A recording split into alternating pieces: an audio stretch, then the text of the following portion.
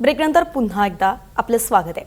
राजकारणातून एक बातमी आहे। शरद पवार गटाचे नेते जयंत पाटील यांनी काल रात्री अचानक वर्षावरती मुख्यमंत्री देवेंद्र फडणवीस यांची भेट घेतली होती। तिन्ही नेते मुख्यमंत्री देवेंद्र फडणवीस यांच्या भेटीला दाखल झाले, त्यामुळे विविध चर्चांना उधाण आलं। दरम्यान मुख्यमंत्र्यांसोबत तिन्ही नेत्यांमध्ये नेमकी काय चर्चा झाली यावर जयंत पाटलांनी स्वतःच स्पष्टीकरण दिलं। माझ्या मतदारसंघातील एका कामासाठी मी त्यांची भेट घेतली।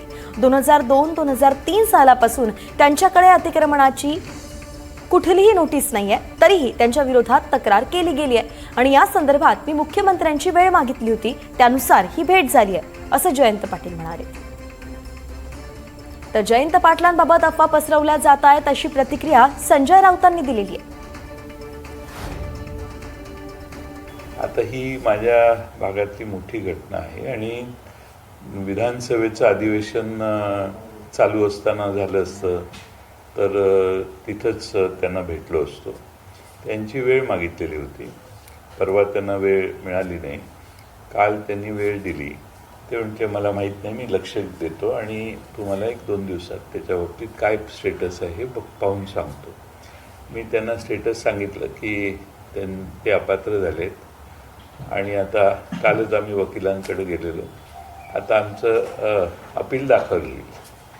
त्याआधी मी एकनाथ शिंदे साहेबांनाही भेटायचा प्रयत्न केला होता, पण ते माझ्या माहितीनं दिल्लीला गेलेले। ते किंवा त्यांचे बरोबर असणारे प्रभाकर या दोघांचे फोन बंद होते आणि त्यामुळं या सगळ्या याच्यात मग मुख्यमंत्र्यांना भेटावं लागलं। त्यांनाही सांगितलं, एक 5-10 मिनिटं आम्ही भेटलो आणि मी बाहेर आलो।